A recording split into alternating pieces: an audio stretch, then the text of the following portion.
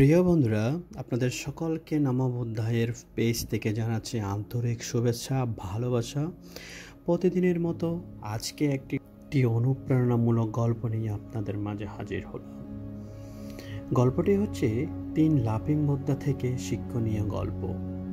প্রাচীন চায়নাতে লাফিং বুদ্ধ খুবই জনপ্রিয় ছিলেন। সেই লাফিং বুদ্ধ নিয়ে এখনও প্রচলিত আছে বিভিন্ন লোকগল্প এবং মিথ।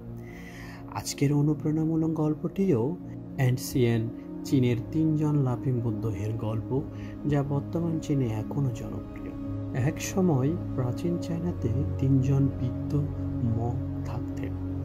তাদের নাম আজ তেমন কারো মনে নেই, কারণ তারা তাদের নাম কখনোই বলতেন না।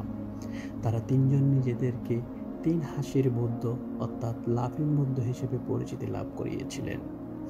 তারা এক সময় চীনের বিভিন্ন প্রান্তের গ্রাম শহর ঘুরে বেড়াতেন এবং হাসতেন।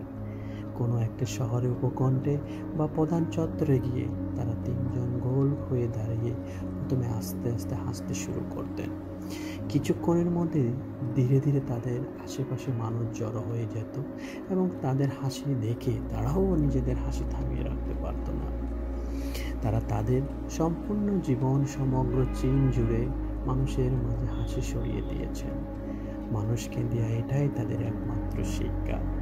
তাদের হাসতে দেখলে কারো পক্ষে না হেসে থাকা যেত না।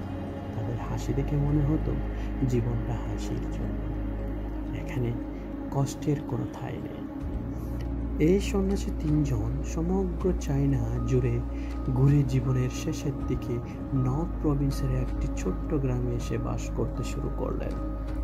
একদিন গ্রামে খবর এলো সেই 3 জন লাফিং বুদ্ধের মাঝে একজন মারা গেছে। দূর দূরান্তের অনেক মানুষ তাদের আবাসস্থলে গিয়ে উপস্থিত হন। গ্রামের মানুষ কখনো তাদের কাঁদতে দেখেনি। তারা আশা করেছিল আজ হয়তো তাদের কাঁদতে দেখা যাবে, কিন্তু গ্রামের মানুষেরা এসে অবাক হয়ে দেখলেন বাকি 2 মঙ্ক বরং আরো জোরে জোরে হাসলেন। মানুষের মাঝে কেউ কেউ তাদের জিজ্ঞাসা করলেন, আপনাদের কষ্ট হচ্ছে না? তারা এই প্রথম মানুষের সাথে কথা বললেন। তিনি বললেন, কাল রাতে আমরা 3 জন একটি ভাজি ধরেছিলাম। 3 জনের মধ্যে কে সবার প্রথম এই পাপময় পৃথিবী থেকে চলে গিয়ে পরমাত্মার সাথে এক হয়ে যেতে পারে, যে সবচেয়ে বেশি পবিত্র, তার এই বাজি জেতার কথা ছিল, সেই জিতে গিয়েছে। সেই গ্রামের রীতি অনুযায়ী মৃতদেহ সৎকারের আগে গোসলের পর নতুন কাপড় পরিয়ে চিতায় দেওয়া হতো। কিন্তু লাফিং বুদ্ধ মারা যাওয়ার আগে বলে গিয়েছিল যেন তাকে তার চিতায় পোড়ানোর আগে যেন গোসল এবং নতুন বস্ত্র না দেয়া হয়, কারণ তিনি এই পৃথিবীর পাপ এবং ময়লা এতে কখনো লাগতে দেননি। যখন তাকে চিতায় রেখে আগুন দেয়া হলো, তখন বাকি 2 জন মঙ্ক হাসছিলেন এবং জড়ো হওয়া জনতা তাদের হাসি দেখছিলেন। জ্বলন্ত চিতা থেকে 100 রঙের আতশবাজি আকাশে ছড়িয়ে পড়ল। বাকি সবাই সেই হাসিতে থাকা 2 জন জ্ঞানীর সাথে যোগ দিল এবং হাসতে শুরু করলো। এই পৃথিবীতে নিজেকে সব কষ্ট, কঠিনতা, অশান্তি থেকে নিজেকে বাঁচিয়ে রাখার একমাত্র উপায় হলো হাসি। পৃথিবীতে বেঁচে থাকাটা অনেক সুন্দর।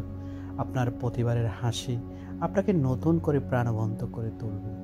তাই এই গল্পের মাধ্যম দিয়ে আমরা সবাই বলতে পারি, সবাই প্রার্থনা করি, জগতের সকল প্রাণী সুখী হোক, দুঃখ থেকে মুক্তি লাভ করুক, সুন্দরময় হয়ে উঠুক প্রতিটি মানুষের জীবন, দুঃখ থেকে মুক্তি লাভ করে সুন্দরভাবে বেঁচে থাকুক প্রতিটি জীবের প্রাণ।